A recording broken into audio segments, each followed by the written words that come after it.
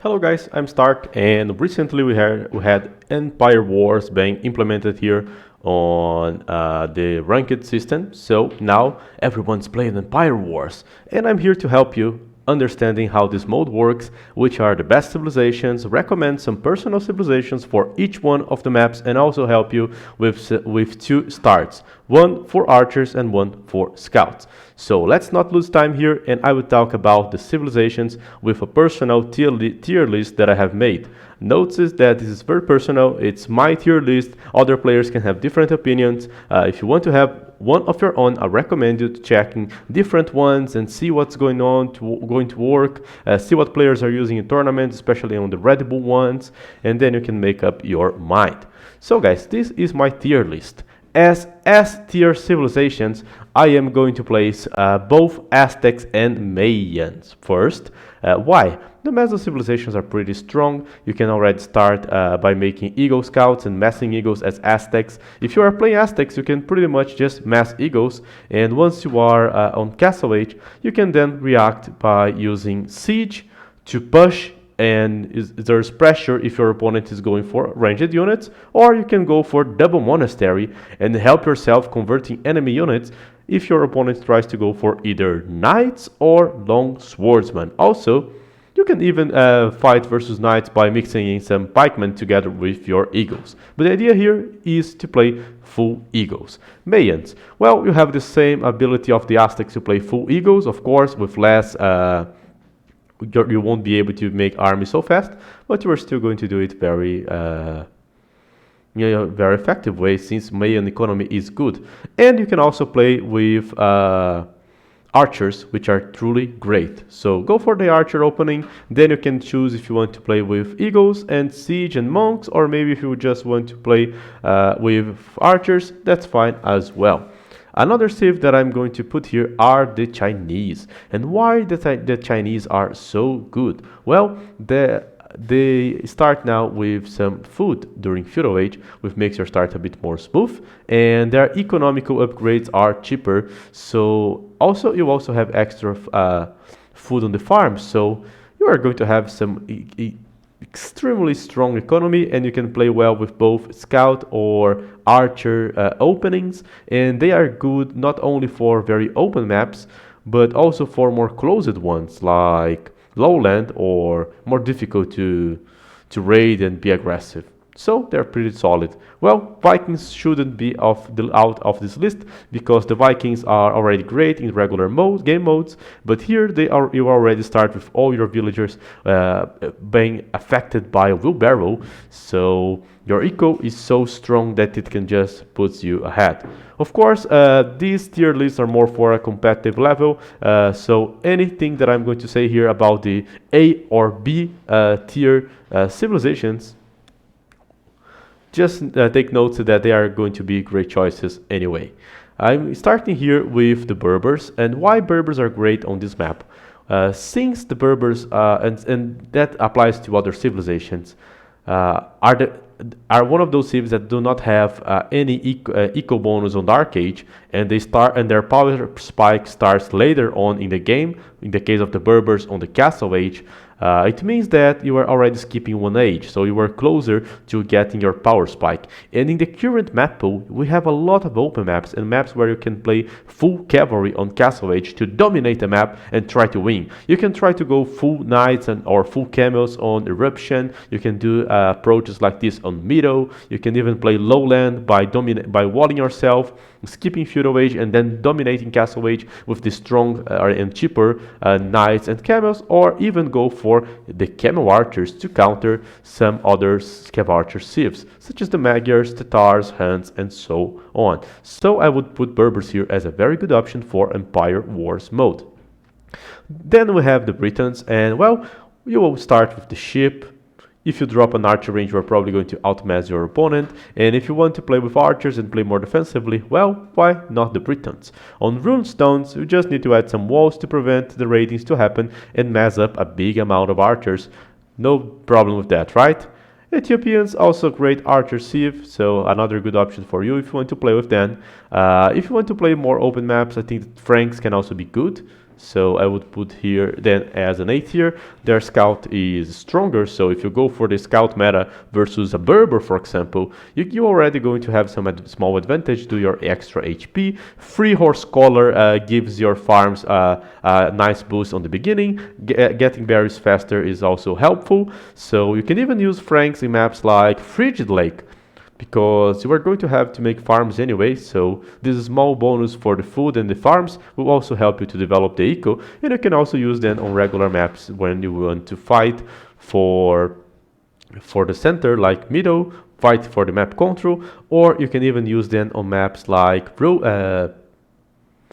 Lowland and Ring Fortress, where there's plenty of gold, so you can just keep producing knights, later paladins, and you won't have to transition to trash units, which is one of the weaknesses of the Franks.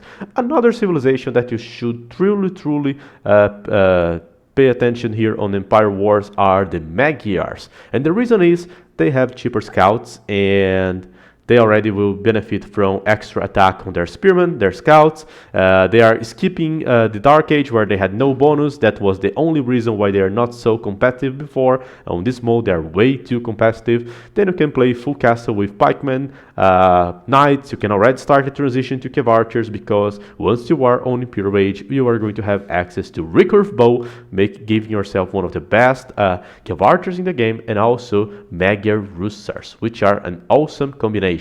You can even fight off civilizations like the Berbers that are supposed to counter Cav archers with such combination. Then we have the Tatars.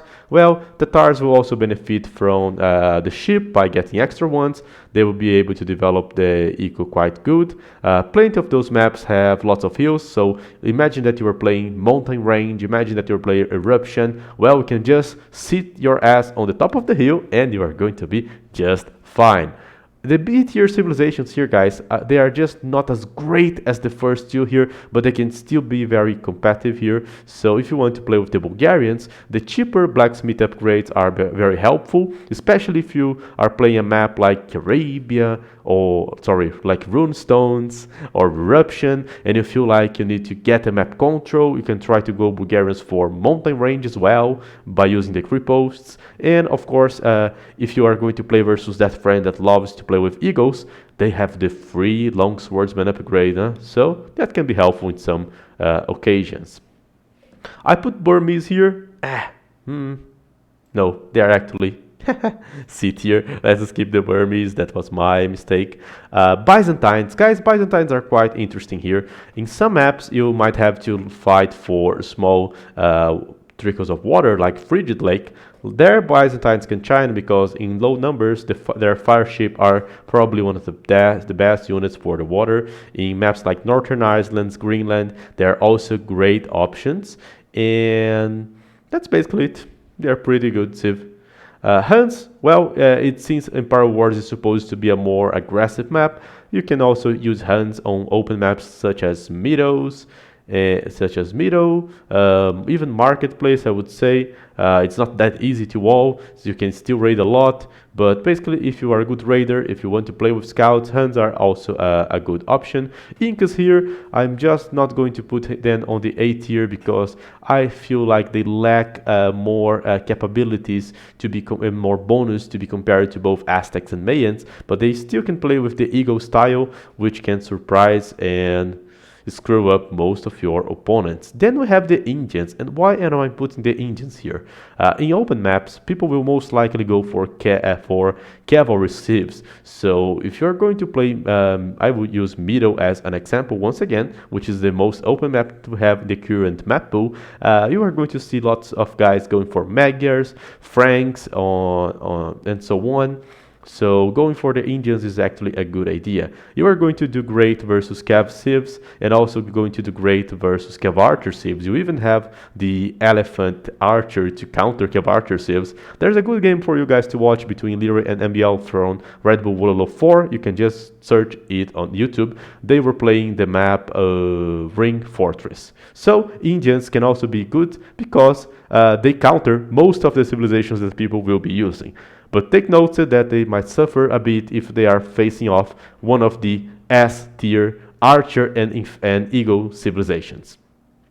Khmer can also be very unique and good for some maps, especially like Frigid Lake. So you can just start making farms whatever you want without having to get trouble with that. They will probably shine a lot on this map. I'm now going for the next civilization here, which are the Malians.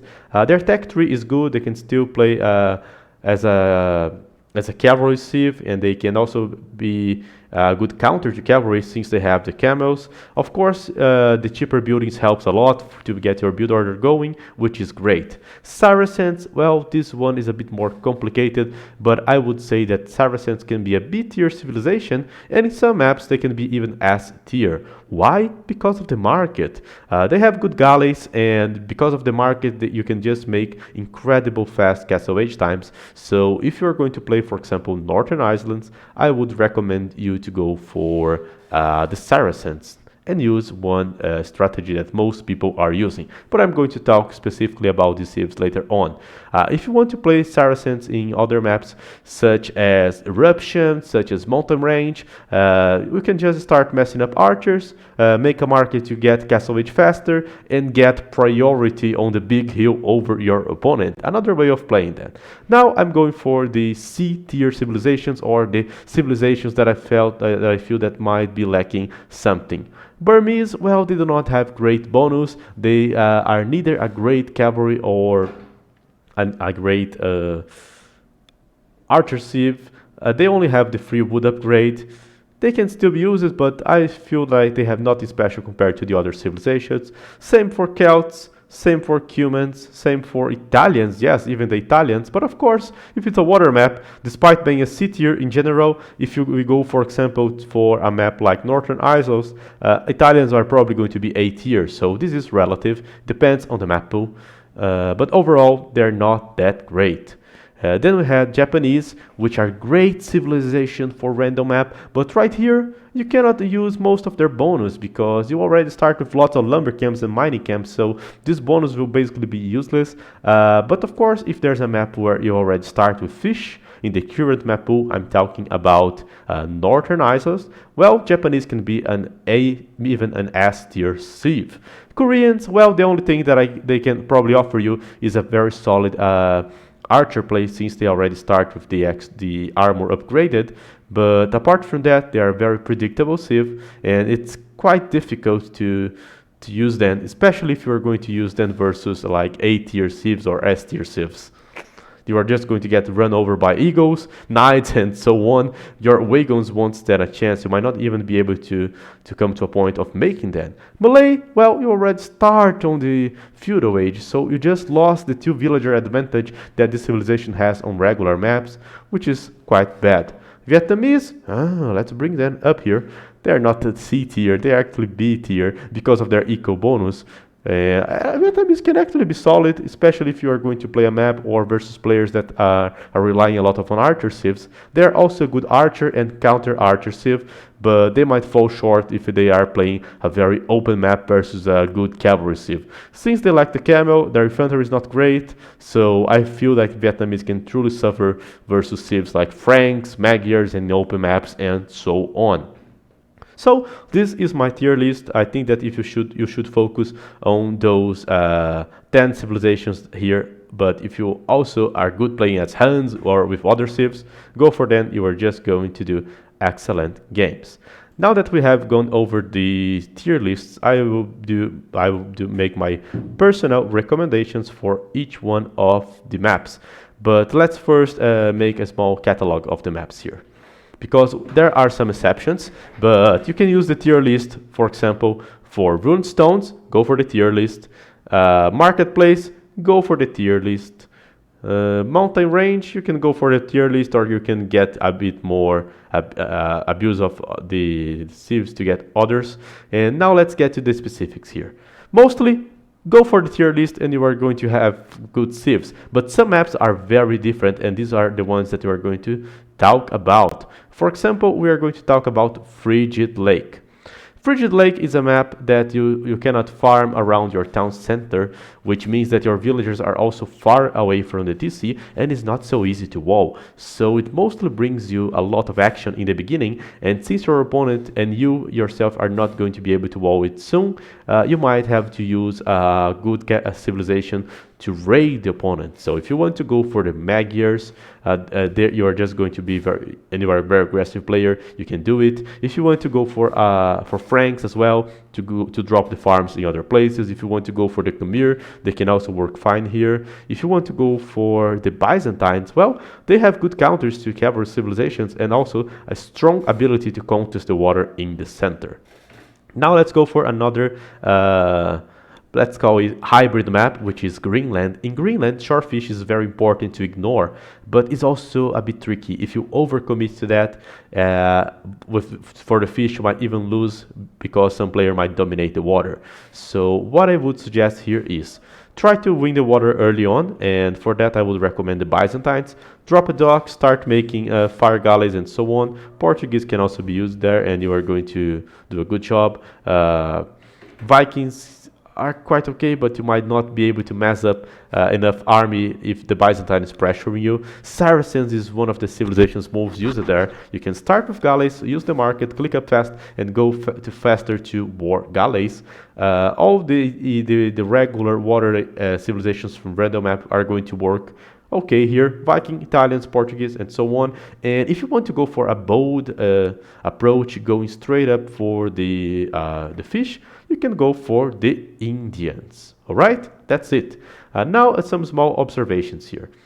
If you want to play the map Northern Isles, I would recommend Japanese as my best pick here for the map. You already start with fishing ship, and Japanese fishing ships work faster. For that reason, your economy will probably be better. If enemy tries to attack your fish, they are also a bit more resistant. So you can just start by adding archers, maybe try to land and raid a bit of the enemy, make some outposts to make sure you are safe, protect your fish, and outboom and outscale the opponent since you have best working fishes in the game. Let's see. What else are we going to talk about? Lowland. Okay, so Lowland, guys, is a map that one of my favorites actually, and you actually start far away from the enemy most of the time. It's a very easy map to wall, but you just cannot sit on your base, wall and boom to Impure Age because there's limited amount of gold. So in most of the times there's not much Feudal Age action, but you actually need to play very strong during Castle Age to make sure you get access to some gold. So there are a few approaches here that I would like to recommend. You can go for the Chinese, they are an S tier, and they are also good to dominate the map with cavalry, or you can just boom, use some Chokunu, use the castles, use their pressure. You can go for the Berbers, since you have cheaper knights and camels, they are all part of the S and A tier civs, and Tatars and Magyars for strong cavalry and cavarcher play. Let me see. Well, Ring Fortress, guys. Ring Fortress. Do not trust this fortress to defend you. This is quite an open map. It just gives you a false sense of security here. If you go to play Ring Fortress, start by focusing on protecting your woodline. Start to wall your woodline, then wall from the TC to the other side, and you are going to be safe. Since this map is not so easy to wall in the beginning, but you are also far away from the enemy, archers might not be a good option here, but they are still viable. But I would recommend you to play with either cavalry civs, Frank, Chinese, counter cavalry civs such as Indians, or just go for the S tier civs like Mayans, Aztecs, and just do the same style over and over again. I think that these are my recommendations of civilizations and tiers for every map here. Oh, acclivity, I forgot about that. On acclivity you are quite close to your opponent, and many styles can work here. I have seen great players doing great plays with Franks by dominating the center, using the cheaper castles to seize the mountain. I have seen very aggressive Aztecs play. I have seen Mayans defending and even winning tournaments by just defending and trying to go for plumes. That was doubt. But archer civs are also great, so I think that the Britons can be great here. The Ethiopians can also be good. Tatars can be great. Those are my recommendations. Most of the archer and infantry civs from the S and A tier from the previous list. Well, guys, these were my recommendations. So now let's talk about something let's talk about the starts. Let me make here a Empire Wars game. Recommended settings, I will get here a map. Let's get, for example, rune stones. Where's rune stones? On R probably, huh? And I will show you how to make two openings. I will show archer opening, and I will also show a scout opening. If you have no clue from where to start and how to do and games going on, I need somewhere to guide. I need some guidance here to know what to do in the beginning of Empire Wars game. This is probably what you're looking for. I'll pick one of my S tier civilizations, the Vikings here, and I will start here with the strategy. Let me explain some stuff here before. Let's go for the start, and there we go. Let me pause here the game to show you how you are actually set it up on the beginning. Well, you are not going to get your TC idle, and that's for sure, because in every one of the Empire Wars maps you have you are always going to have at least 6 villagers collecting food from the start. In this case you have 2 farmers and 4 foragers. You're always going to have like 12 villagers on the wood distributed in 3 different lumber camps. Those were not going to change. I think that one of the ways to make an easier build is forget about the wood villagers. We are not going to go for the wood in the beginning. We are just going to use the idols, work on the food, work on the gold, forget about the wood. 12 is a great number. Also you start with 4 villagers on the gold. First thing that I recommend is you are going to move your idols to start collecting the sheep. You are going to send your other ships to the TC, and you are going to drop a military building together with some views. So let's go. We are going for the ship. We are making some views. We are dropping a military building, in this case an archer range. We are sending more ships here to the TC. And of course you are going to start to scout. I'm going to keep sending the new villagers all to the berries. And another recommendation that I have you is to fix your villagers on the resources to make them more effective if you want to, if you have time to. Once you make the military building, make a house. You can already upgrade the woods. If you want to defend from a scout civ, already drop a spearman. If not, it's not necessary. Start making archers and start using multiple villagers to complete your walls. That's another recommendation. You can use your scouts to find out about your opponent, or you can just use it to help you walling while protecting your views. Remember that we are just sending the villagers here to get the berries, and we are eating food around the TC. Once you have started the wall, you can just keep using the wood villagers and sending them back to the wood. You can use extra views, it doesn't matter where they are from, even from the gold. I always recommend you to wall. It doesn't matter how many views you use, as long as you send them back to work afterwards. And now guys, that we are keep sending villagers to the berries, we already have 8. Let's stop for now and let's farm up around the TC. If you want to play aggressive, upgrade fletching, and you can already send the archers, the scout, and the spearmen to attack your opponent. Ooh, the house, guys. Truly important. I forgot about that. You should always keep adding houses here to your walls. That's a terrible guide. How are you going to trust a guy that gets housed, huh?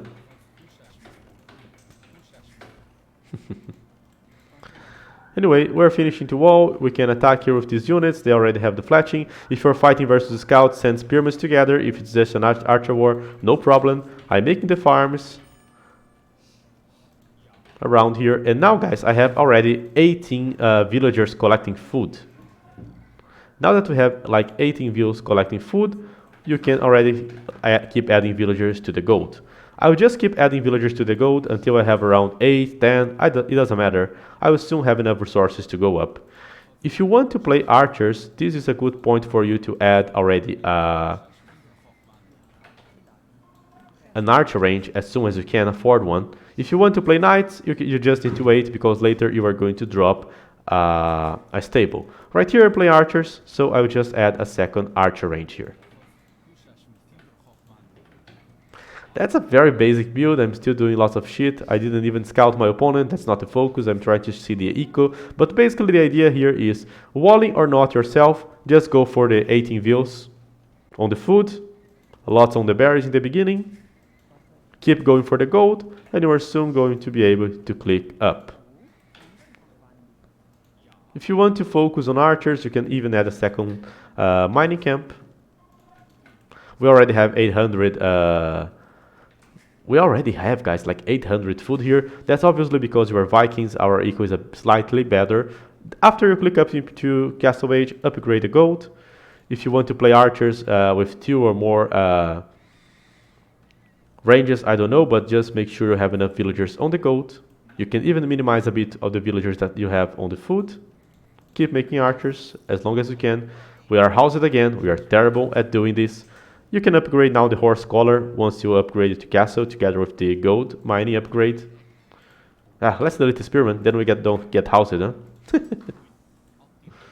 If you have idols, send them to the wood, and then you do not need to keep all the villagers on the food. Just have like 10 or 11 or between 10 12 farms around your TC. Your berries are almost finished. If you had deers that were in a safe spot, you could also have used it then. And right here at this point you are going to reach Castle Age with a very reasonable time. And you can decide if you want to go for a more aggressive approach, like you want to add siege already and start pushing the opponent. If you want to add like a third range for massify even more your army. If you want to add ballistics, oh there you go, those farms are now being made with the horse collar already. The 2 starting ones. The water ones will still have some time until they run off.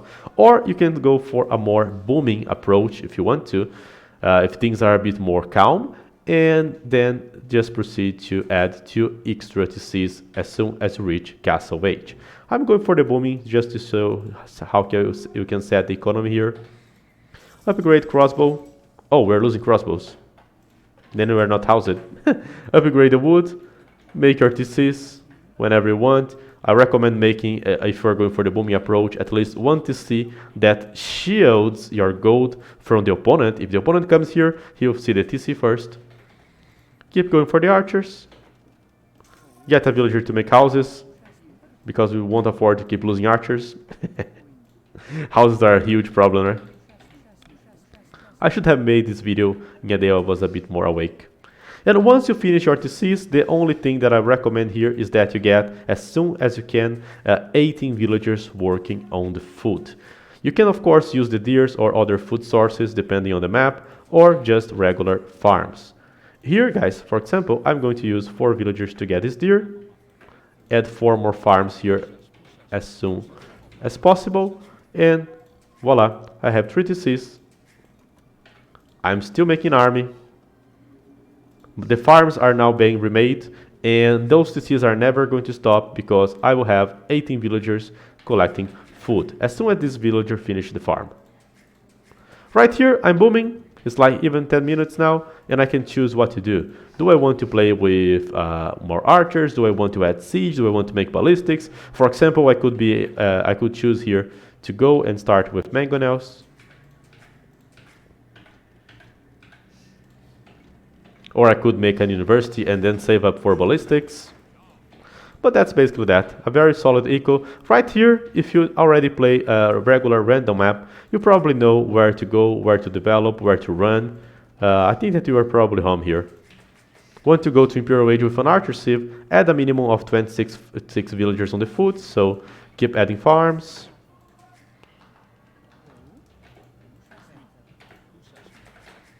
If you want to go aggressive, keep adding the mangonels. And just do the game according to your own will, according to your strategy. You just have eco going on. GG. I did a lot of bad decisions here, got housed and bad walls. Don't mind me. Things are going to be messy until we get more used to Empire Wars and practice it a bit better. Now let's go back and make another approach here.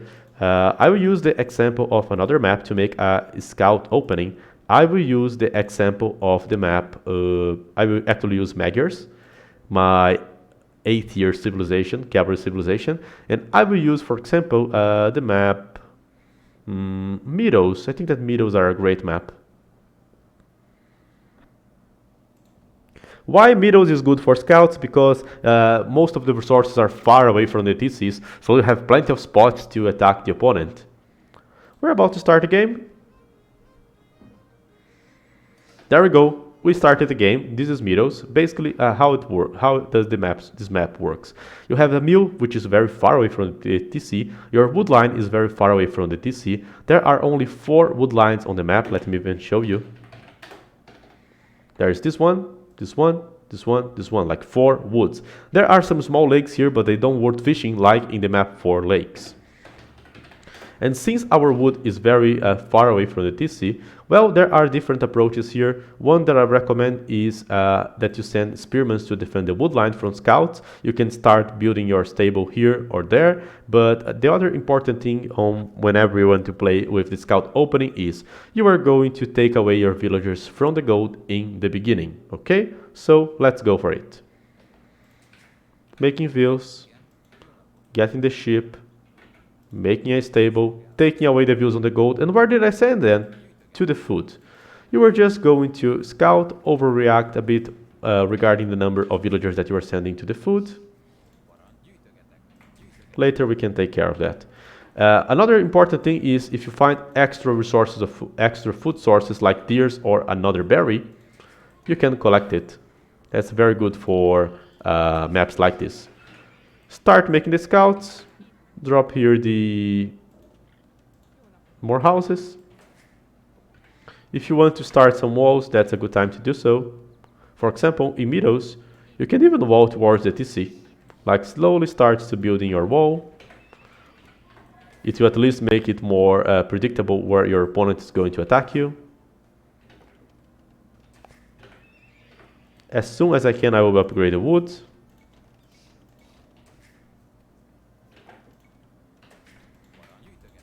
Keep making vills, keep making scouts as long as you can. We're not using gold for anything. You can start already dropping the farms. You can go or not for horse collar. If you do not go for the horse collar, just make sure you do not stay too long on feudal age. And if you stay too long, make horse collar before you have to remake the farms, okay? And there you go. You can make scouts. You can make walls. If you need to defend, you can defend adding extra spearmen. You can raid the opponent. You can forget the house and delete some spearmen to claim that you do not get housed.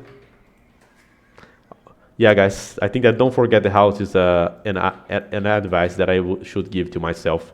This map is way more faster than the regular random map. There we go. We have around 20 villagers on the food already.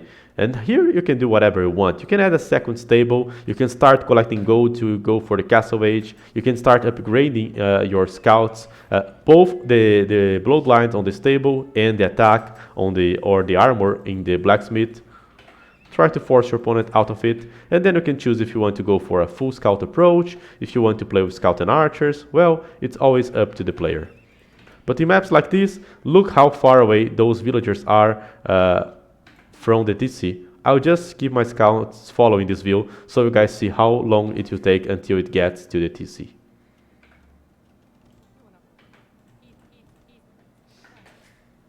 Slowly transition your villagers from the other food sources to farms. As soon with only the 12 villagers, you can pretty much keep dropping farms like forever. Only now the scouts were on the TC. Look the distance. So this is why I recommend scout civs for maps like this.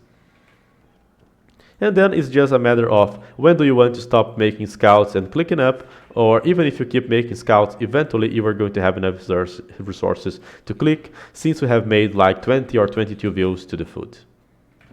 Basically, that's it. We are not fully walling, sometimes we are. If you want, you can complete these walls to the left side and be fully walled. But of course, those walls are very big, so they're still vulnerable and difficult to defend. They're mostly going to stop small raidings, but once you are in Castle Age, it will be difficult to defend a huge wall like this one. So for maps like this, I recommend aggressiveness and doing lots of army. Right here, guys, we're about to click up to the next stage. And once we click up, You can even choose to go for wheelbarrow before you click up, or right afterwards. If you have lots of farms, that's my recommendation. But since we click it up, you can already start a transition here on your economy. Don't forget, if you haven't made the horse collar, to make it by now. Don't forget, if you haven't made the mining upgrade, to make it by now.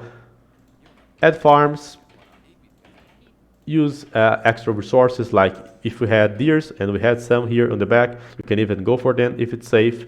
If your lumber camps start to get too unhealthy like this one, you can move the villagers to more healthy ones, or even make a new one. It's up to you.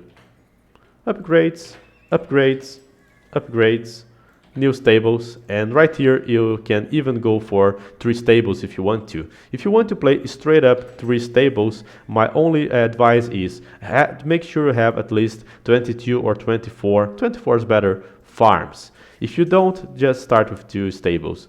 Then you can go for the booming, you can go for the fully aggressive approach. Don't forget to make wheelbarrow.